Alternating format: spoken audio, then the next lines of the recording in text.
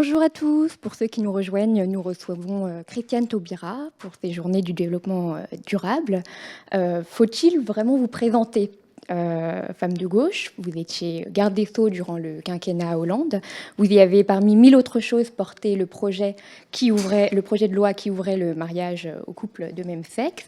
Vous avez été, bien avant cela, candidate à l'Élysée, eurodéputée, députée. Vous avez donné votre nom à la loi reconnaissant la traite négrière et l'esclavage comme crime contre l'humanité. Voilà, bercée par la littérature également depuis votre enfance en Guyane, vous êtes aussi une grande lectrice, une auteure et une poète à vos heures perdues. On aura peut-être la chance à la fin de cet entretien d'en profiter un peu. Donc bienvenue. En un mot, quel sens pour vous cela revêt développement durable ?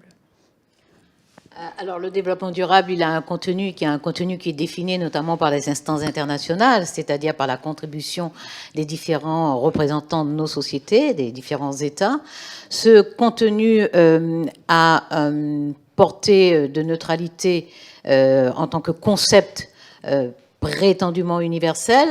Ça n'enlève pas toute l'ambiguïté du concept même du développement durable, d'abord du développement en tant que tel, puisque le développement relève à la fois d'une culture et d'une étape historique, une injonction qui a été faite à d'anciennes colonies de s'organiser pour que leur société se construise autour de concepts, de piliers, de mécanismes qui proviennent des modèles occidentaux, pour dire les choses un peu vite. Donc le concept de développement lui-même est entaché de cela indiscutablement.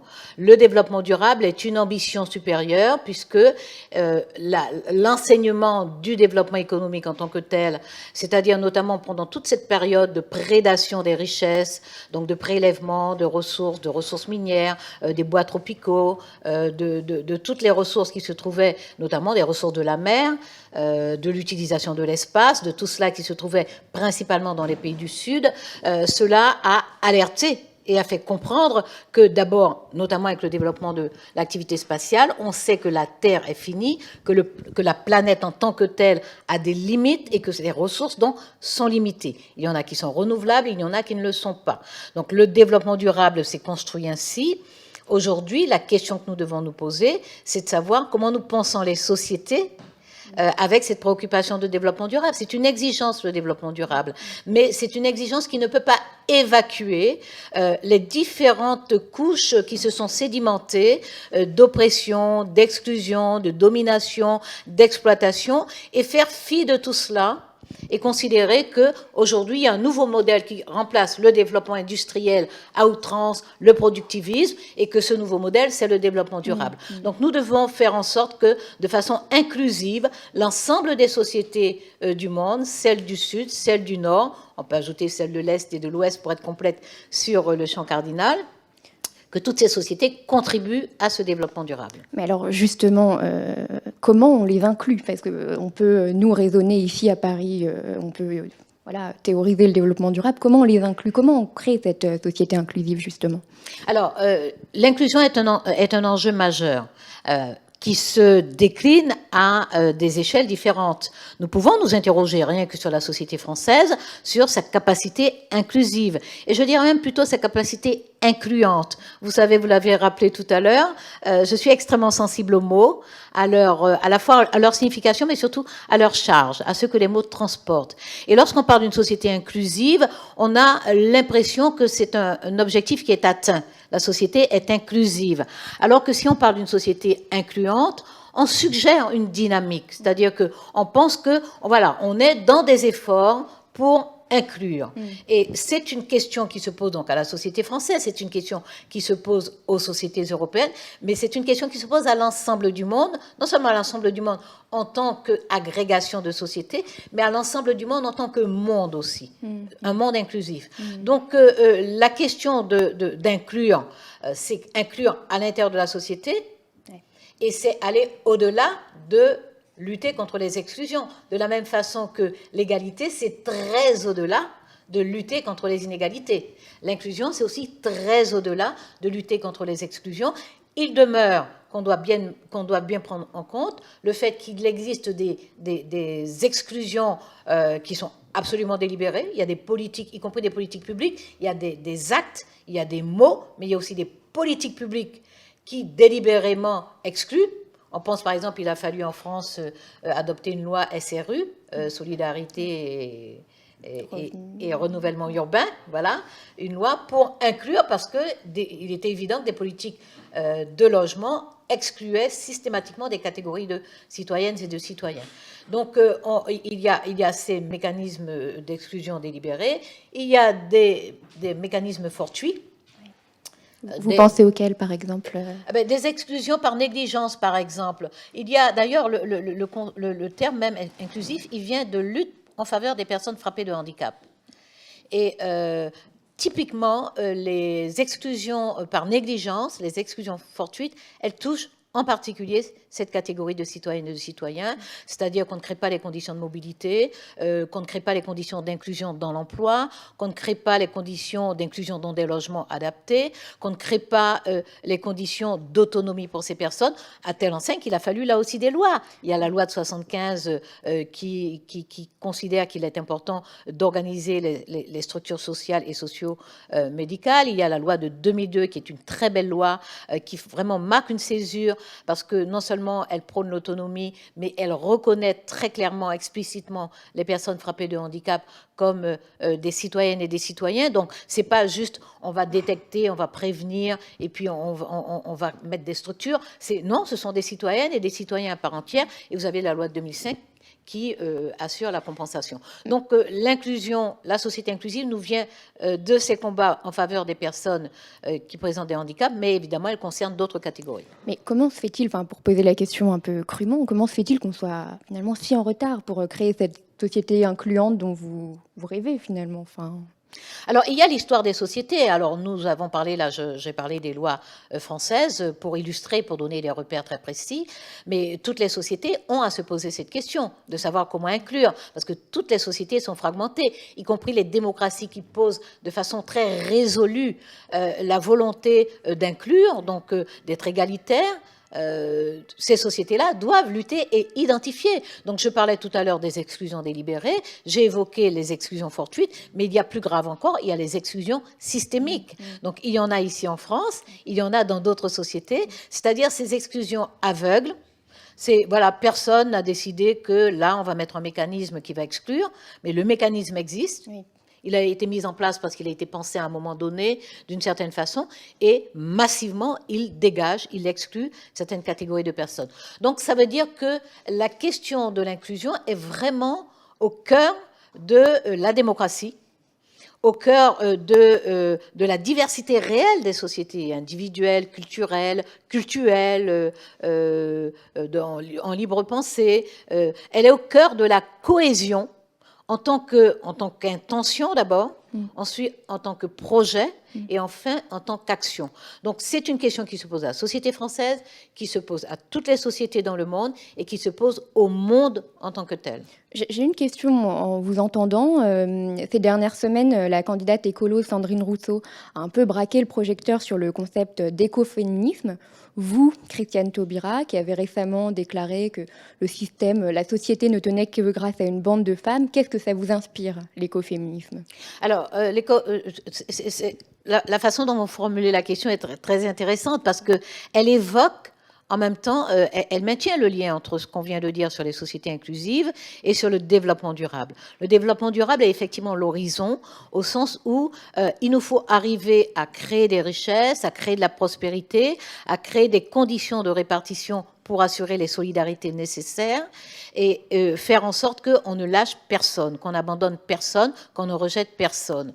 Et l'écoféminisme dit cela, c'est-à-dire que en fait, la colonne vertébrale, c'est le féminisme, en tant que philosophie de vie, conception de la vie sociale qui prône l'égalité. Parce que le féminisme dit ça tout simplement, tout bêtement, c'est que c'est justement nos différences qui donnent consistance et force à l'égalité. C'est justement parce que nous ne sommes pas tous les mêmes, tous semblables, ni d'apparence, ni de croyance, ni de quoi que ce soit. C'est parce que nous sommes différents et singuliers que l'égalité a tout son sens et toute sa substance. Par conséquent, le féminisme en tant que colonne vertébrale dans une société, ça dit, voilà, l'humanisme nous enseigne que les êtres humains sont égaux. Et que cette égalité, elle doit se traduire dans les faits, dans la réalité, l'accès à l'éducation, l'accès aux soins, l'épanouissement personnel, l'exercice des responsabilités. Cette égalité doit être réelle et que la différence de genre ne peut pas justifier une inégalité ou une exclusion. Donc, alors, après, on peut ajouter afroféminisme, écoféminisme, voilà, on peut ajouter des dimensions supplémentaires. Mais la colonne vertébrale, c'est le féminisme, non pas en tant que lutte d'affrontement, c'est une lutte, mais c'est une lutte sociale, c'est une lutte culturelle, c'est une lutte politique. Et donc, c'est une lutte qui peut se mener et qui doit se mener avec les personnes qui sont convaincues que l'égalité est le sens profond de nos sociétés démocratiques. Et l'écoféminisme attire l'attention simplement sur les exigences, l'urgence réelle de tenir compte des conditions économiques de vie en commun. Nous sommes de plus en plus nombreux sur la planète, donc il faut produire de plus en plus, parce qu'il faut nourrir les gens, qu'il faut les soigner, qu'il faut les éduquer. Et comment le faisons-nous? Est-ce que nous continuons à le faire au détriment de la planète, ou est-ce que nous le faisons en préservant la planète? Alors pour cela, je vais quand même terminer d'une observation forte. C'est que l'écoféminisme ne doit pas devenir la nouvelle théorie de la domination, de l'oppression, du développement asséné. Qu'est-ce que vous voulez dire par là? Je veux dire très clairement qu'il faut respecter les peuples, qu'il faut respecter leur culture, qu'il faut tenir compte du fait que c'est souvent le concept de développement qui a démoli des cultures, donc des relations à la nature. Il y a d'ailleurs des livres de très grande qualité, il y en a plusieurs, il y en a qui sont sortis aux États-Unis, il y en a qui sont sortis en France. Il y a par exemple le livre de Guillaume Blanc qui explique comment, en Afrique notamment, il y a un certain nombre d'injonctions qui ont été posées de façon contradictoire par rapport à des pratiques qui se faisaient dans les pays des personnes qui posaient ces injonctions et qui étaient les anciennes puissances coloniales dans la France. Et puis, donc ça, c'est un livre qui s'appelle L'invention du colonialisme vert.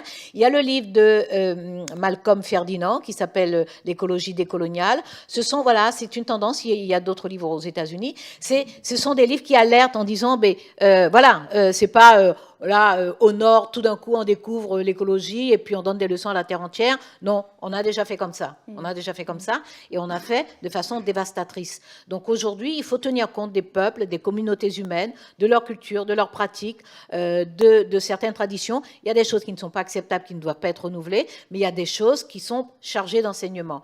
Donc voilà, et c'est ça l'inclusion. C'est que tous, nous avons, par nos bagages culturels, une vision du monde, de la terre, de nos environnements, un savoir aussi accumulé à travers les générations, et qu'il n'y en a pas qui soit d'autorité supérieure.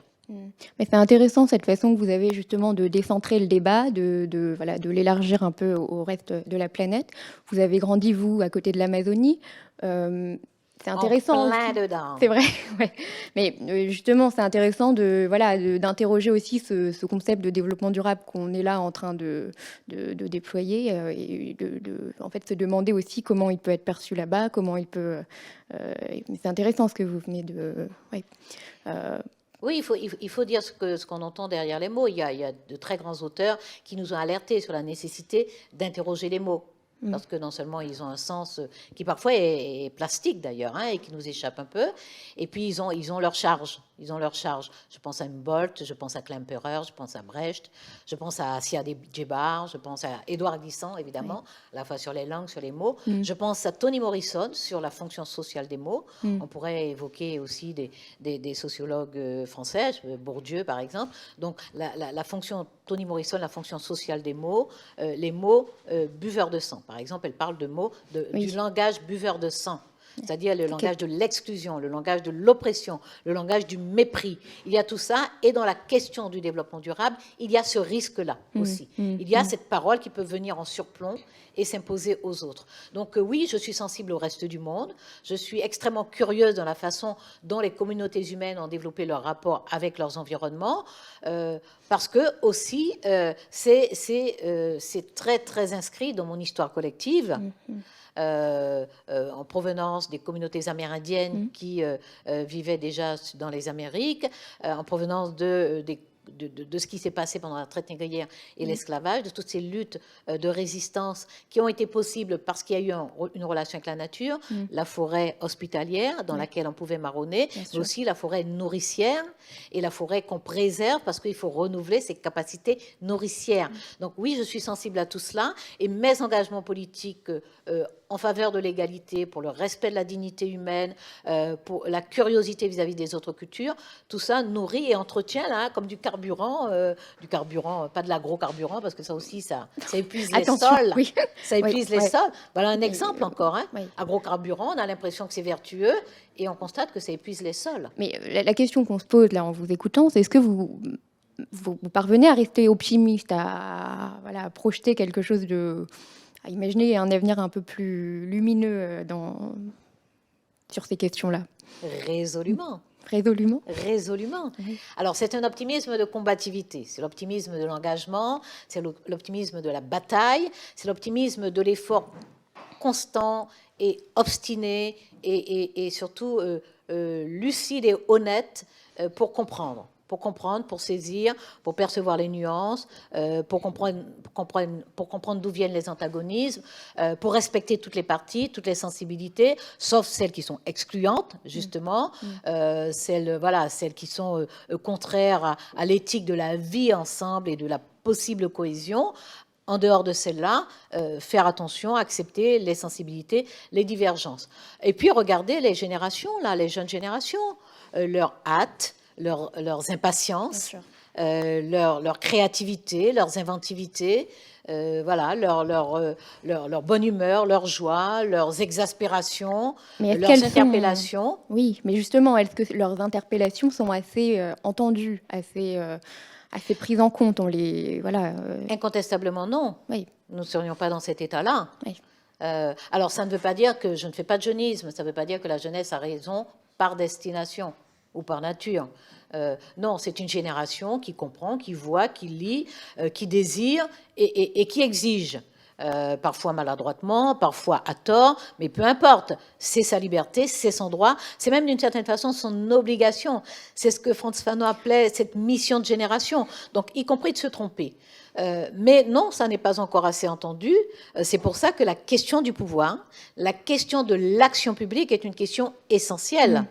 Et une société inclusive, c'est une société qui repose sur des politiques publiques, mais aussi l'évaluation indépendante de ces politiques publiques. Donc il nous faut entendre ces cris qui ne sont pas seulement ceux de la jeunesse. Il y a des personnes qui sont âgées et qui ont gardé la fraîcheur de leurs grands idéaux de jeunesse et qui sont encore mobilisées, qui sont actives souvent dans des associations ou alors dans des syndicats, un peu de moins en moins dans des partis politiques. Mais non, il faut aller plus vite parce que les enjeux sont immenses et que ce qui bloque, ça n'est plus l'ignorance. On a passé le temps de l'ignorance. Tout le monde sait. Tout le monde sait. Tout le monde comprend. Et tout le monde sait qu'il faut faire à très large échelle comme à toute petite échelle et qu'il faut faire vite. Simplement, ce qui bloque, ce sont des groupes d'intérêt, financiers principalement, qui ont besoin du maintien de l'état actuel du monde pour spéculer. C'est le principal obstacle, selon vous J'en suis persuadée. Le principal obstacle, c'est ça, mais la principale faiblesse, c'est le renoncement des pouvoirs politiques, c'est l'incapacité ou le manque de clairvoyance des pouvoirs politiques, c'est le manque, le manque d'ambition au-delà de la politique en tant que telle et de son calendrier et de ses échéances. Il nous faut arriver à nous hisser à la hauteur du rendez-vous du monde actuellement. Henri De Luca a une très belle formule, il appelle ça l'ordre du jour. L'ordre du jour du monde, c'est de préserver la planète de façon à nous préserver nous-mêmes. Et ça veut dire d'inventer, de créer, de renoncer à des choses qui sont devenues nuisibles. Et puis, voilà, de laisser de l'espace pour les intelligences, pour le travail en commun, pour la construction en commun, de laisser de l'espace pour tout cela. D'accord. Bah, je vous remercie. J'ai juste, en vous écoutant, je pense à ces mots d'Aimé Césaire, que vous connaissez peut-être, ce poème qui commence comme ça: « Où que nous regardions, l'ombre gagne ». La suite, elle est assez... Je ne sais pas si vous l'avez en tête, mais elle est plutôt optimiste et enfin... Oui, ou que nous regardions, l'ombre gagne, peu à peu les foyers s'éteignent, mais nous sommes de ceux qui disent non à l'ombre. Tout à fait. Nous sommes de ceux qui disent non à l'ombre. Voilà, c'est avec ces mots-là que j'avais envie de conclure cet entretien. Je vous remercie, Chrétienne Taubira, et puis merci pour ces... Merci. Merci à vous.